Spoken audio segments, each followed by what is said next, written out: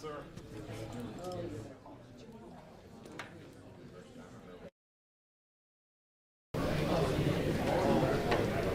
Take your seats, everybody. We're about to begin.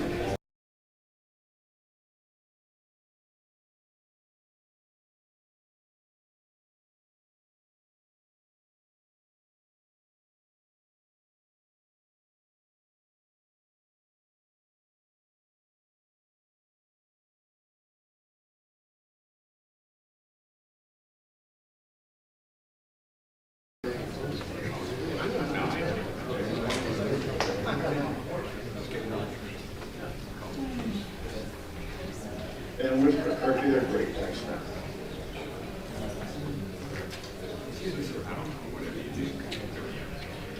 All right, folks, we can shut that door. We're going to get rolling here. I want to be cognizant of the representative's time.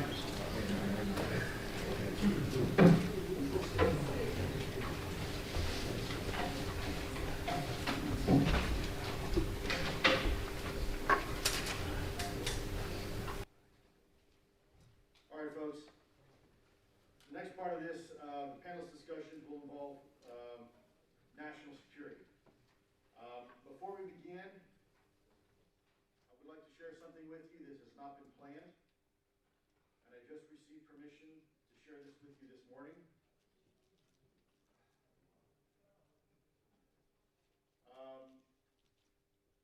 And the reason why I'm sharing this with you now is because I think it's important and relevant to this next conversation with these two individuals who I'll introduce to you in a minute. Very relevant to this conversation. We talk about national security a lot, and our pilots are men and women in uniform who bravely fight wars for us in combat. But there's a whole sector out there that we also have to be cognizant of. That's our commercial pilots and civilian pilots. And I'm going to share with you a photograph that has never been made public. It was taken in 2021 over the Four Corners region at an altitude of approximately 21,000 feet by a private pilot outside of his aircraft. And this is a photo I'll give a copy for Congress to see. It was taken by we have all the information on the camera, and I just received permission today to share this with you. It is a lenticular object, and when you look at the shadow being cast, it is significantly large. This is an altitude of 21,000 feet. Taken by a civilian pilot. Now, why is this important? I'll pass this around. I'll hold another copy here. If you could, Kirk, when you're finished as well, please pass it on down to them. This is taken from a civilian pilot, right?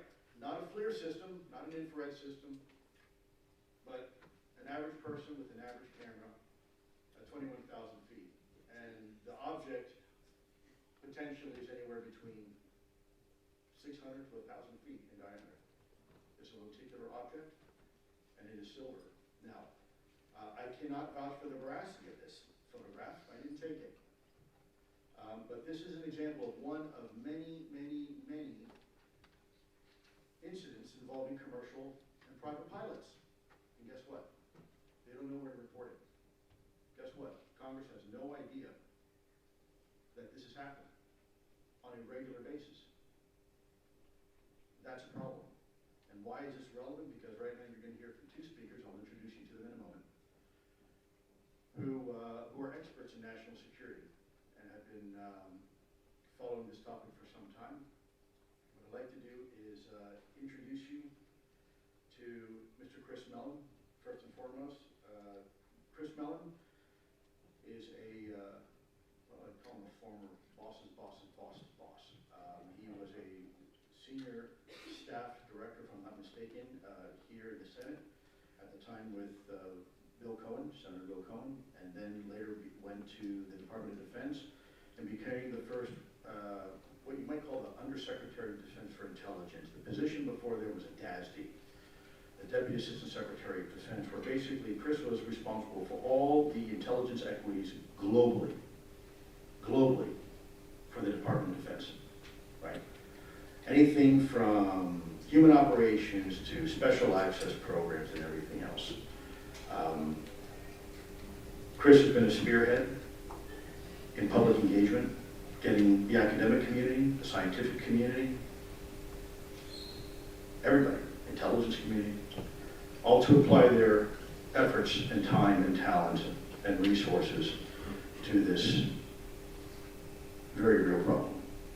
The next individual is Mr. Kirk McConnell, former senior military officer as well, and very senior staffer on the Senate side for the Senate Armed Services Committee, who was instrumental in helping get Dr. Eric Davis to provide classified briefings to certain members of Congress.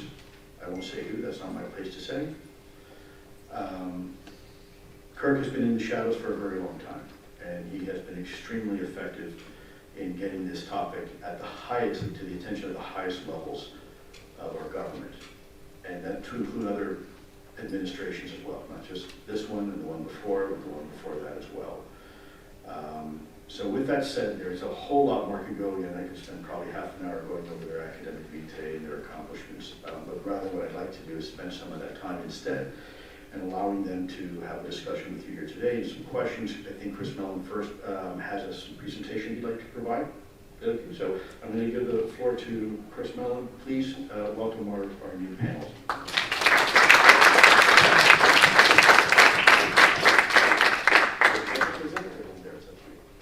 Would you like to present that? Yeah, maybe I'll come up there.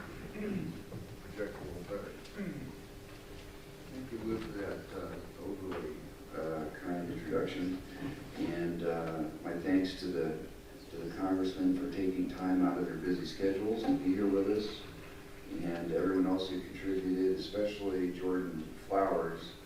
I just returned from South America for about 4 weeks, and promised I would not work on anything related to UAP the whole time, and got back here and made a quick turn, a little under the weather. Wouldn't have a briefing if it wasn't for Jordan and his assistants. What I want to talk about is I don't think the public is aware of the extent of our airspace vulnerabilities and failures and the degree to which they've already been exploited and are being exploited today, and the challenge that we face in trying to sort this out. I also want to pivot a little bit based on earlier conversations. I wasn't going to get into this so much, but Dr. Lowe talked about spending $1 billion or so to develop new sensors to collect information.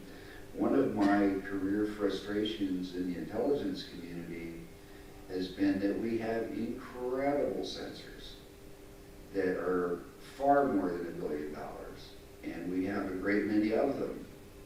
And they are collecting information today which is directly pertinent to this topic, but that information is not reaching Congress, it's not reaching the scientific community.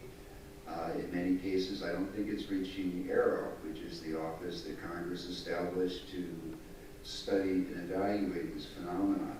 So if we could have the first slide, please. What is this? Going to do that for me? Yeah, so here's just a little overview of topics I'm going to touch on, which is the word shocking, I think, is not an exaggeration or hyperbole in this case. We really are effectively naked from an air defense standpoint when it comes to these drones. I'll talk and provide very specific examples to illustrate that, and the UAP. Let me begin here. Okay, this is unfortunately I don't have this right in front of me, but this is a map that displays roughly the coverage provided by something called the solid state phased array radar system. These are reportedly the most powerful emitters on the planet. If there are other civilizations in nearby solar systems, they're more likely to detect these emitters than probably anything else on our planet. How many UAP would you guess they have detected in, say, the last 20 years that have been reported to ARROW? Zero. Zero. How is it possible that the most powerful radar, I've been writing about this for years, by the way, fecklessly. This is not a new fight. I've been trying to get Congress, somebody in Congress to listen to this and pay attention for years. Kirk will testify to that at the Armed Services Committee, because I keep going up there and have been for years saying, guys, how come this thing never detects any UAP? How is that possible? These are the most powerful emitters on the planet. And look at the area they cover. And oh, by the way, when you look at the area they cover, we keep having reports over and over again from tactical systems, from ships, plane, and aircraft in the areas covered by these radar. So Aegis ships, planes flown by Mr. Ryan here and his naval aviator colleagues and others are reporting UAP constantly in these areas, but somehow these systems never seem to see a UAP ever. How is that possible? And how come nobody's asking about that? Is this a Chinese balloon situation where all we need to do is tweak the filters, and lo and behold, we're going to bring into focus something which is, drones, if nothing else, they're a vital, absolutely vital air security significance.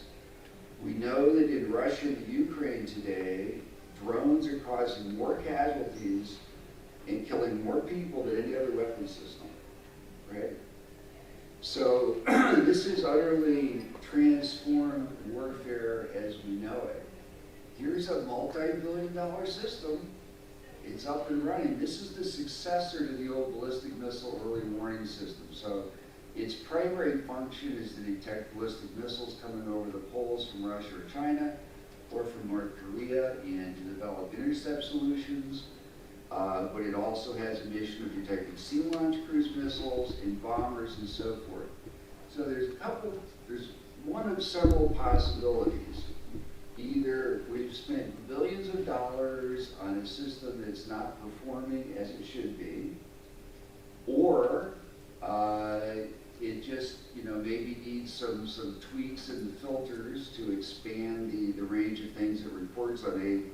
One of the challenges with these systems is to avoid clutter, right? Because they're so powerful, they collect so much, they've got to filter it down so what's being displayed is reasonable and appropriate to the mission. It could be a problem of that sort. Or it's simply so highly classified that the information is not reaching Arrow. I favor the latter. I think that's what's going on.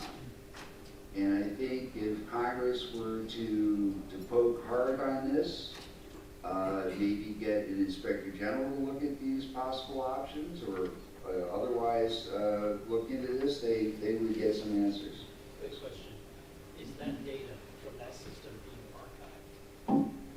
I believe so. I don't know how far back they go and how that's a great question. I don't know how far back it goes. And one of the things, so when you approach NORAD about this with the Air Force, and you start asking about this data, and what are they seeing? So right now, my understanding is, by the way, that they don't even tell Aero, whose director is supposedly cleared for everything, they don't even tell him when they scramble fighter aircraft to conduct intercepts. So they're regularly scrambling fighter aircraft. I've talked to and interviewed on television a NORAD officer who told an account of walking into Cheyenne Mountain where he, for duty, and everybody was standing on their feet looking at the big screen, and there was a UAP coming down from the Arctic along the east coast of the United States. And the commander-in-chief of NORAD said, quote, "I want that thing." And everybody said, "Yes, sir," and they were launching everything we had on the East Coast, couldn't get it near it, couldn't get a radar lock. It disappeared out over the southern Atlantic. Is that the only time that ever happened? The one time that this NORAD officer gave this account from the 1990s, when the system was much less capable than it is today, and when we were seeing fewer things than we are today, and fewer intrusions over restricted airspace, I rather doubt it. This is, by the way, only one of a number of multi-billion-dollar systems that are already deployed. They're collecting data that bears directly on this topic and don't seem to be reporting anything to Arrow. So Arrow issued a report. In their last report, they said, we don't have anything, we haven't seen any UAP in space, but there were, I think, 40 instances in which ground-based reporters, like civilian airline pilots, reported things far above, beyond what they call the Kármán line in 100,000 feet, which is what they consider outer space for these purposes. Now, there's another system called the ground-based electro-optical deep space surveillance system, which is a ring of cameras circling the globe that does nothing but stare at the night sky all night long. How come those systems didn't detect what these pilots are talking about? They're looking up saying, I saw these bright lights moving, et cetera, et cetera. Well, there's one of these cameras on top of one of our highest peaks in Hawaii, and it does nothing but stare at the night sky. That same night sky all night long. Did it miss that? Was it a cloudy night? Have any of those cameras ever collected one of these incidents? They said there were 40. I would think somebody ought to take an inventory and say, we want to know which of these surveillance systems is reporting UAP and which are not, and what specifically are they reporting? Take an inventory. Again, is there a systemic problem or failure with these systems? The taxpayers spending billions of dollars, I would think we would want to know that. Now, interestingly, with regard to the GI system, I, on one occasion, had a colleague who was visiting for a sort of routine oversight purpose many years ago. And I said, while you're there, Pete, why don't you ask them if they ever seen anything strange? I didn't want to say flying saucer, but that's what I was alluding to. And he knew what I was talking about. So he asked the question, and sure enough, just a month before, on that one occasion when the question was asked, they had indeed collected photographic imagery of what was 4 or 5 objects moving through the night sky in formation, traveling parallel to the Earth's surface. I don't know that the question has ever been asked since. That was probably 20 years ago. I find it hard to believe that in all that time that they haven't collected anything relevant to this question. And I don't understand why that data is not getting to Arrow. I don't know if anyone has even gotten a checklist to make sure that when Congress issued this directive and said, there's a reporting requirement now, everybody needs to report this stuff, it needs to go to the Air Force, it needs to filter down through the commands. Is anything coming back up from these systems? Do these people even know they're supposed to report? And is there any reporting of that kind going on? There's another system called the Space-Based Infrared System. Multi-billion-dollar system. This is, again, in the unclassified domain, what I'm talking about here. There's quite a bit, additionally, that is paid for by the taxpayer that's pertinent. It's a very robust system with satellites in multiple orbits, highly elliptical orbits, geospatial orbits, very high precision. It's looking for infrared and heat kinds of events. As far as I know, they have detected, reported to Arrow, 0 UAP incidents. Okay, maybe nothing happened. Maybe they haven't seen anything, but it does make you wonder. In this case, it's particularly strange since we know there are dozens, if not hundreds, of UAP incidents happening within the areas that this system is supposed to be providing coverage of. For example, the famous Nimitz incident occurred, almost directly in front of the radar at Beale Air Force Base, right off the coast, and this went on for about a week or so, and you had objects descending from 60,000 feet and back up. So I don't think anyone could say, well, they were so small and they were so close to the water, it wasn't within range of the radar. These things were at very high altitudes, and this was going on a sustained basis. So my suspicion is, now I understand that that data could be highly classified, I could understand why it might not be in the public domain. What I can't understand is why Aero does not seem to be aware of this data, if it exists, and why the appropriate congressional committees do not seem to be aware of and informed of this. Do I realistically expect anything to happen because I'm raising this here? No, because I've been doing this for years. But what the heck? We're here, might as well try again. Let's go on to the next slide. So we have an incredible series of events that have been happening. I wrote an article a year ago to this month called "Who's Operating the Drones Plaguing the U.S. Military?" And it did actually get read by a producer for 60 Minutes, who subsequently did a piece which featured several four-star officers who in fact confirmed what I was discussing and alleging in the article with regard to the events that occurred at Langley Air Force Base and elsewhere. It is truly shocking. Here's the Air Combat Command, which is supposed to be protecting these gentlemen in this institution where we're sitting in Capitol Hill, in the White House, in the U.S. government, and they can't protect their own airspace. They have to move our cutting-edge F-22 fighter squadron to a Navy base from the Air Force Base. And this is going on for, I forget how long it was, a couple of weeks roughly. And we're talking about strange craft, bright lights appearing over this base, making it unsafe to fly night after night after night. And to this day, we have no idea where they were coming from. We don't know their capabilities. We don't know who was controlling them.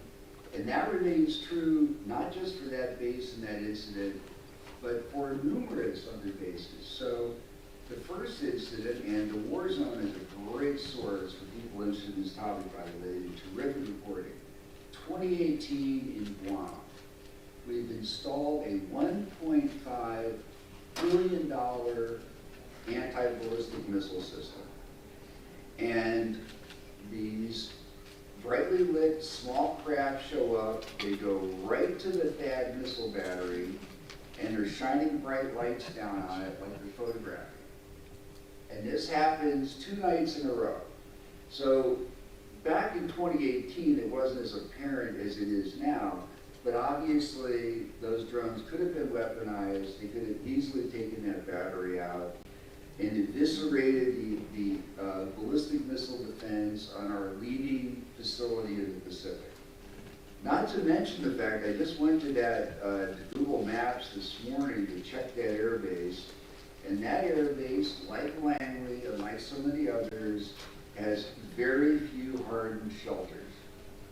So those multi-$100-million aircraft that are on the runway could easily be destroyed by drones that are costing, what, a few $1,000? Okay, that's how vulnerable we are. Then in 2019, we began to see this activity off the coast of the United States in California. And I'll read a little excerpt from one of those reports. USS Paul Hamilton observed 4 UAS with a closest point of approach approximately 200 yards off the bow, port and starboard beams. They had a on-time station of approximately 2 hours and 20 minutes. So if you have children and you have drones at home, you know that they usually have a maximum time of about 20 minutes. Okay, these were on station for 2 hours and 20 minutes, 60, 80 miles off the shore, not apparent where they could have been launched from, what their total dwell time was. The anti-UAS systems on the ship were ineffective in bringing them down.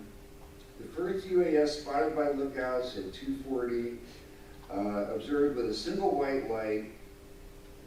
They go on to report others within 500 yards maneuvering fore and aft with 4 white lights and a flashing red light. They're not trying to be sly. They're not trying to be clandestine.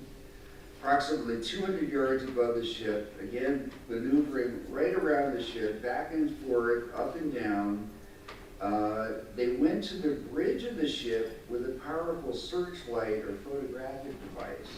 So there actually, we've had cases where they go right up to the bridge of the ship and shine a bright light in on the captain and the senior crew.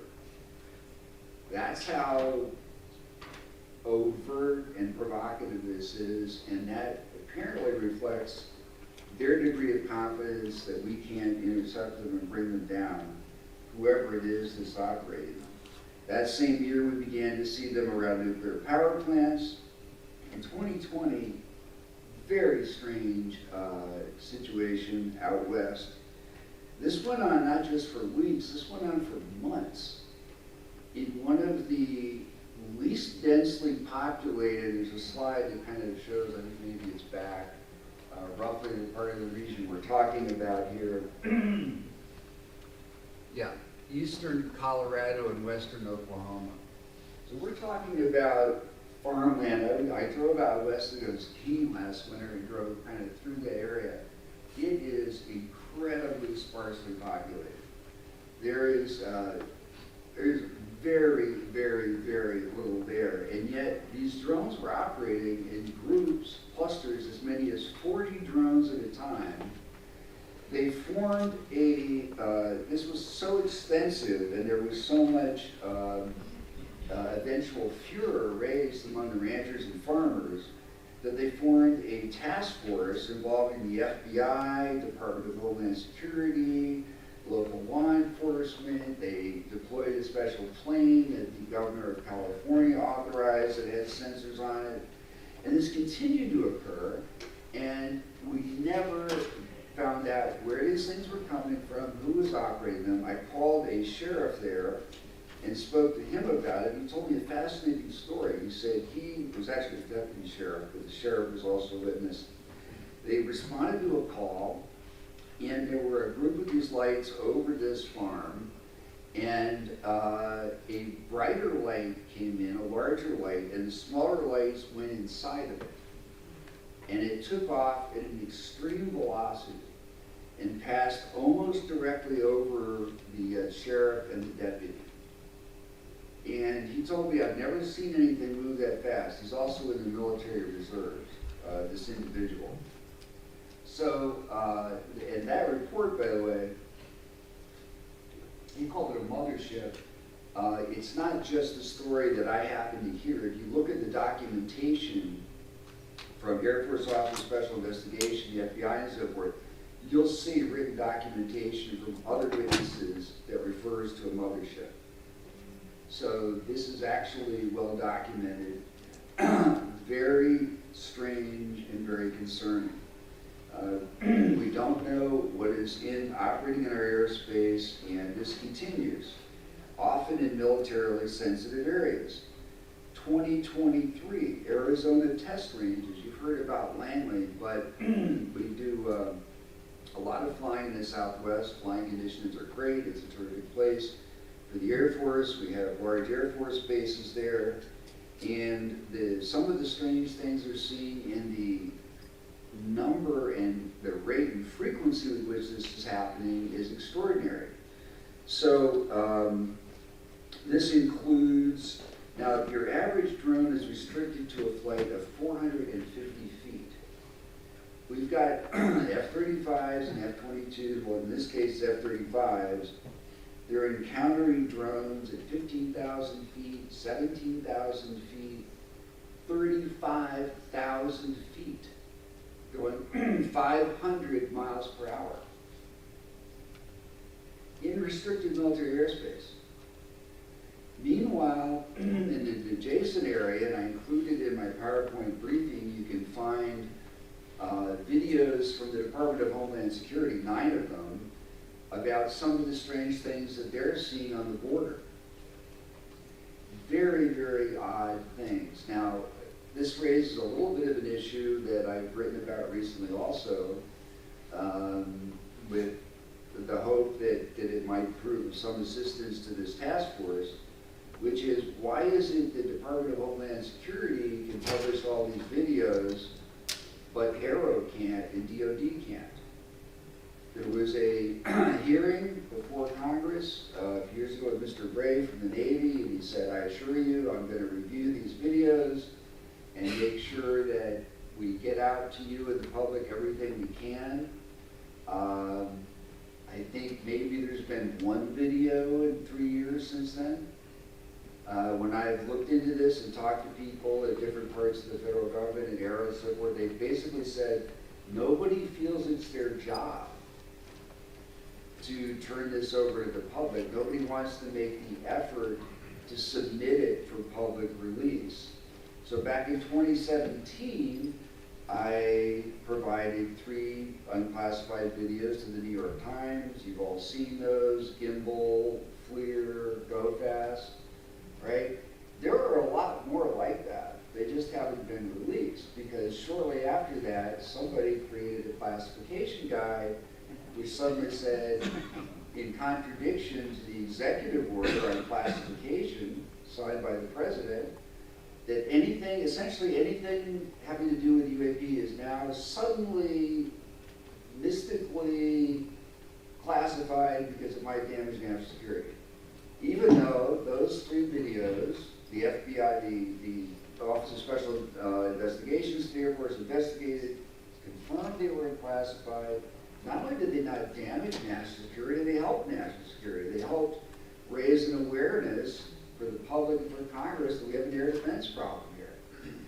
And the scientific community is very eager to get more of those kinds of videos, because they want to train AI systems, they want to know what it is we're looking for, they want to measure the signatures. There's a lot they can contribute to this, but the bureaucracy is not responding. And I think I couldn't put a number on it, but I believe that if someone were to poke that system and force them to review that classification guide, if someone were to establish some advocacy for taking that which is truly unclassified, and admittedly, absolutely, there are many things, videos that are appropriately classified, not questioning that.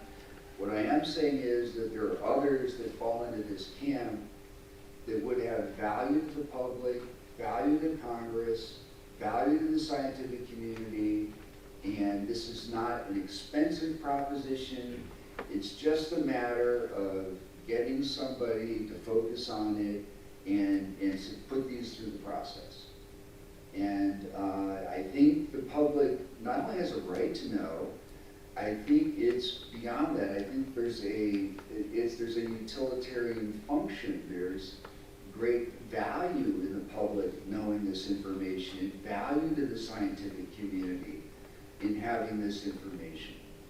I give the example sometimes of what happened with, and I promise I'm going to get off the stage like real fast.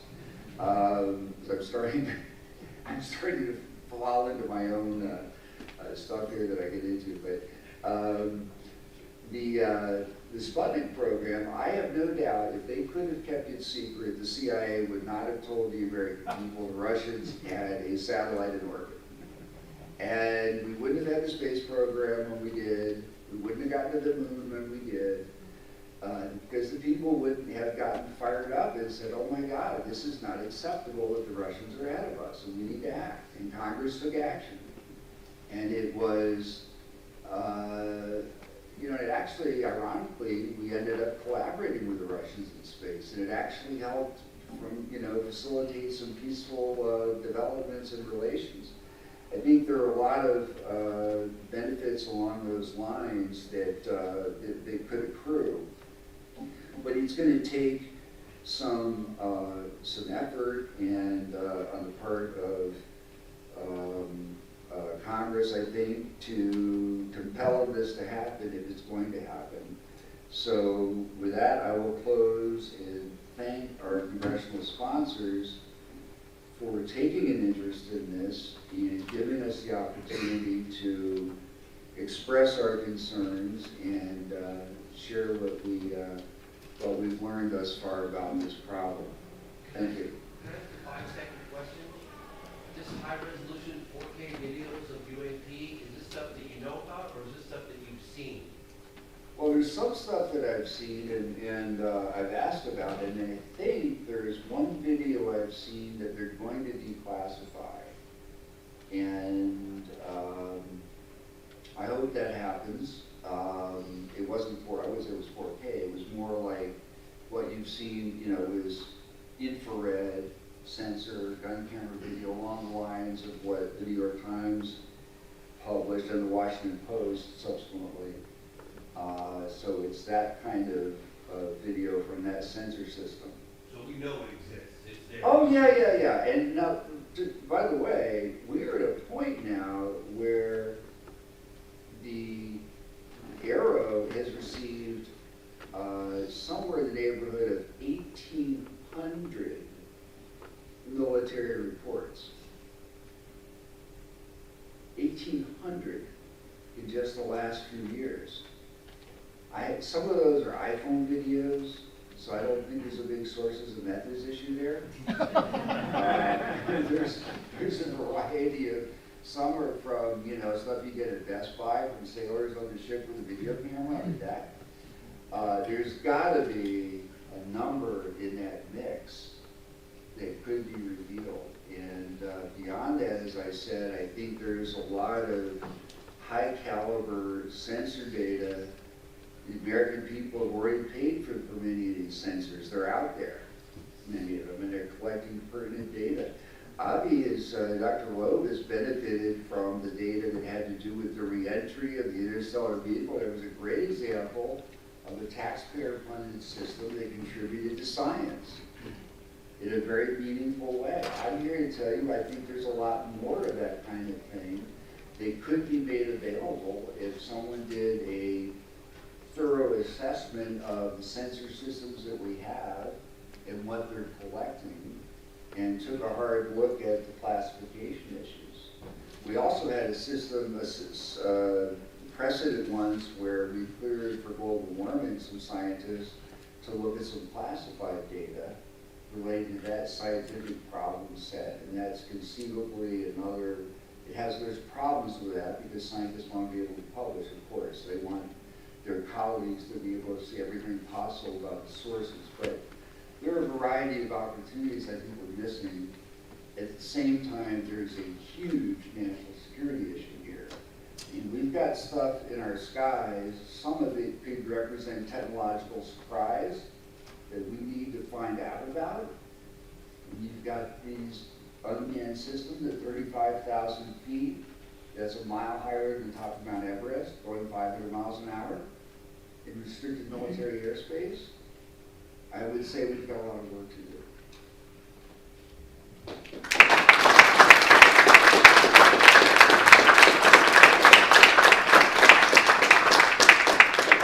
Well, thank you, Chris.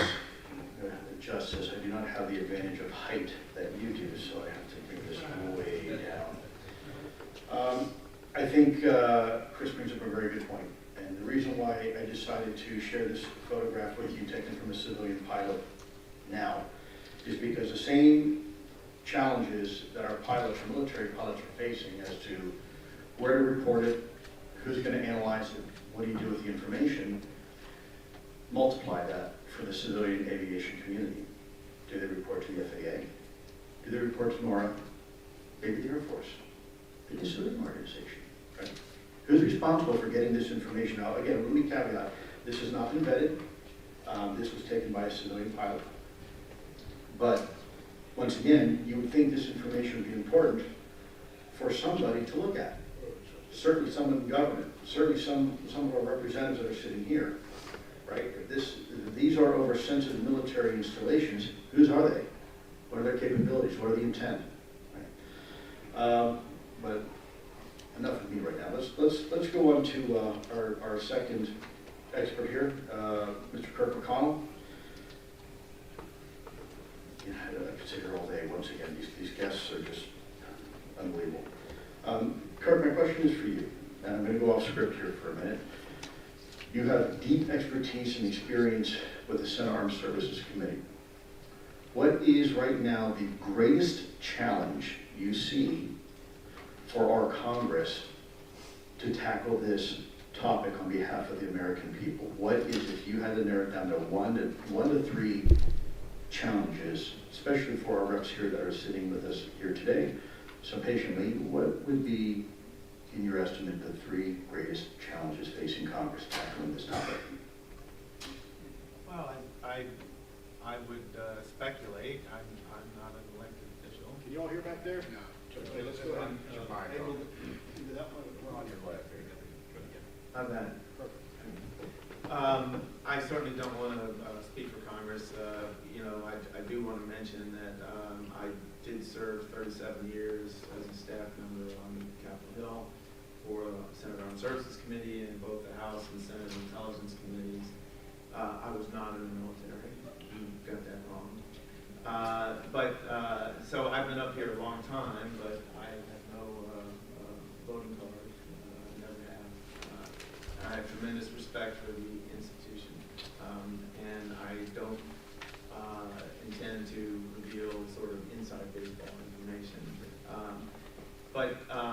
You know, what I would say is, on a topic like this, my sense is that Congress needs a lot of confidence to push really vigorously. And where are they going to get that confidence that there is an absolute assurance that there's a reality here? And I think as much evidence as has been accumulated in the public domain over such a long period of time, it is subject to question. And we all know how that has proceeded over the period of decades. The key to this, in my opinion, is firsthand sources who can testify to direct involvement in this so-called legacy program of crash retrievals, reverse engineering. Unfortunately, there are people out there, I believe, from many reports, that are interested in coming forward and telling their story, but they are very much intimidated and frightened about doing that. They're afraid of the consequences, including their own personal safety, is what they relate. Their personal safety, certainly their career, starting with their security clearances, which is the means that they have to make a living. And they have observed some folks who have come forward, not to mention you, Lou, and Dave Brush, and have seen what those folks have gone through, and most of them say, yeah, I'm not doing that. So I think we're sort of in a tough situation. It's almost like, you know, catch-22. We need more primary sources, but it's hard to get people with that kind of information to come forward because of the fear of retaliation. We need a better whistleblower protection. Sir, that's something that I'm sure, as you know, has been discussed in both the Senate and the House. Why don't you draw me something up really tight? Yes, sir. Whistleblower protections is, and you know, finding ways to even compensate them if they do have negative consequences from coming forward, and so forth. So I certainly think this is a major factor. I would just let you ask the next question. Can I comment on that as well? Absolutely, Chris, please jump in. Yeah, so there was IKEA prepared to address that issue as well. And IKEA prepared to contribute what I could to that question as well. But the classified session was canceled.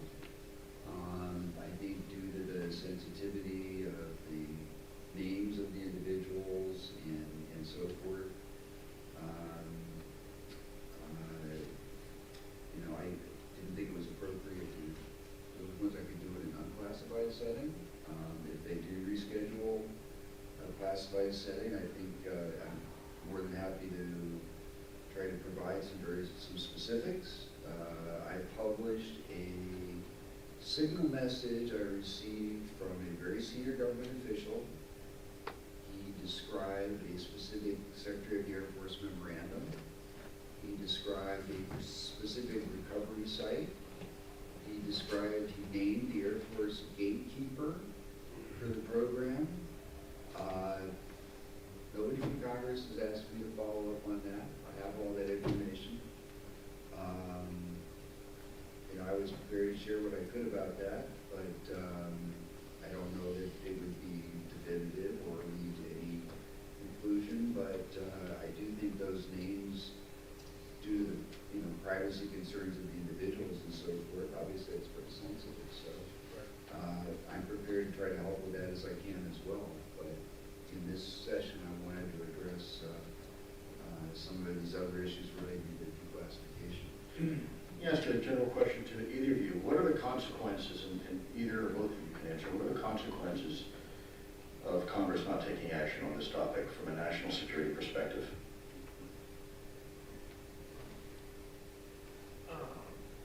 Well, you heard Dr. Eric Davis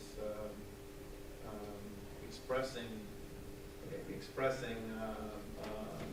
his understanding of the state of affairs in this arena, which is that the program, the legacy program, call it that, has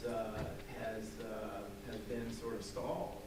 That we're not making the best use of, allegedly, we're not making the best use of the best minds in the country.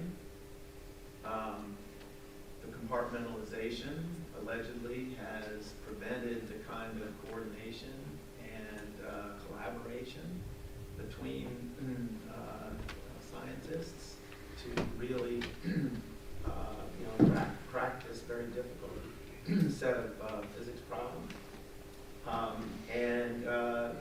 I'm sure that the security element that's had to be applied to this activity has come with a lot of costs in terms of effectively managing the program. And it is alleged that this even extends within the executive branch, that very senior leaders in the executive branch aren't aware of this and are not managing the effort. So it's not a leap or a stretch to suppose that we're hampering ourselves immensely by this continued compartmentation. And certainly Congress does not know whether this activity is being managed appropriately or not. We don't know if it's got the right level of resources, if it's got the right management structure, the right incentives, and so on and so forth. We think our government can work pretty well when we're managing things according to the rules. So I think that this is a detriment to national security, the lack of oversight and awareness. It's certainly possible to keep appropriately classified things classified and still have effective oversight and management both in the executive branch and Congress. Speaking of keeping national security and secrets classified, which I completely agree with, there are very specific reasons why you want to keep certain aspects of this topic classified, sources and methods, etc., maybe certain capabilities. But let me ask, this is a question probably for you, Mr. Mellon. In your opinion, what are the Mr. Mellon. I'm Why trying did I to become Mr. Mellon? well, because They still call me. the fact I'm not wearing a tie, I have to make up for it some way. Okay. So, I've already been accused of being He's not used to seeing me in a suit. too casual and too lax, so I'm trying to be more formal here. Chris, in your opinion, what are the consequences of retroactively classifying information previously unclassified, and are you aware of any specific incidents of information or data that was once unclassified that is now classified? Well, as I mentioned earlier, Lou, I think there's piles of that stuff. And I think there's so much of it, it's kind of hard to gauge what the consequences are. Because my understanding is that they adopted the classification guide, which basically says anything and everything to do with the UAP is classified hereforth. Now, people who haven't read the executive order may not be aware. The executive order says when in doubt, you should err on the side of going unclassified. You're supposed to err on the side of transparency and openness to the American people. And when we're talking about many of these videos, if an F-18 AFLIR targeting pod video was unclassified in 2017, and we're not talking about denied area or some other unusual exception, how could it be classified 2 years when you take the same video from the same system in the same area 2 years later? I don't get it. But that looks like what they did.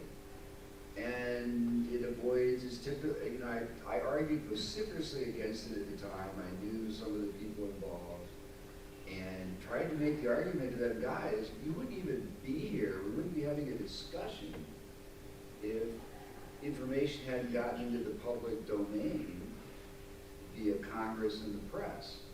And that's why we made the progress we made to date. And now you want to drop the curtain on everything? What do I don't get it. So I can't really gauge the implications, but I do think they're negative, and I think it's inappropriate. I think it's probably unlawful. My last question here before we move to a very short break for the next panel. I want to be respectful of time of both the congressional members and, of course, our panelists as well. This next question goes to you, Kirk.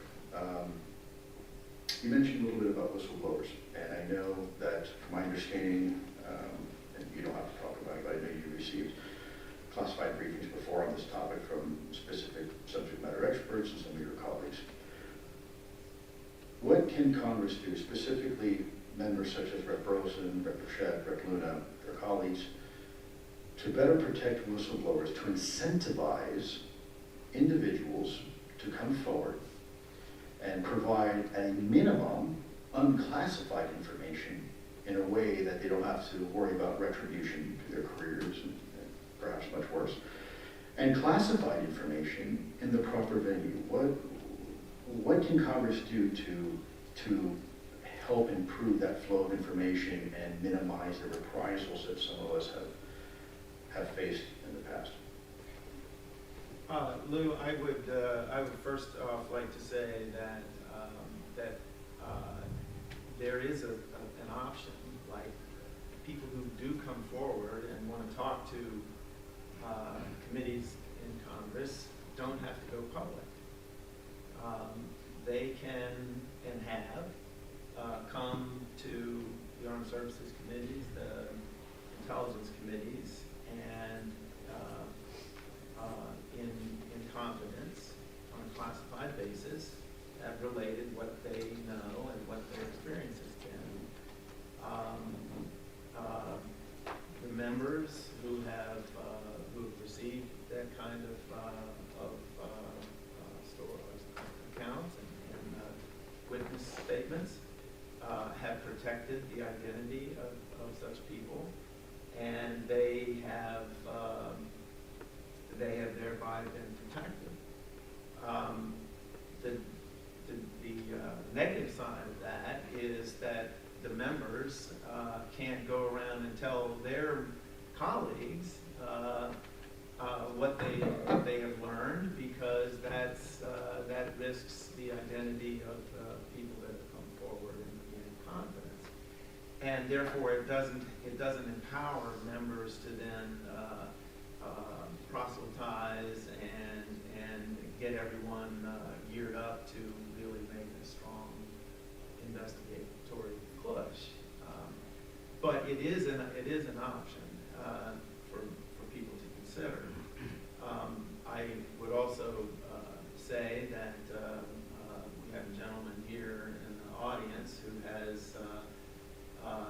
constructed a legal history of people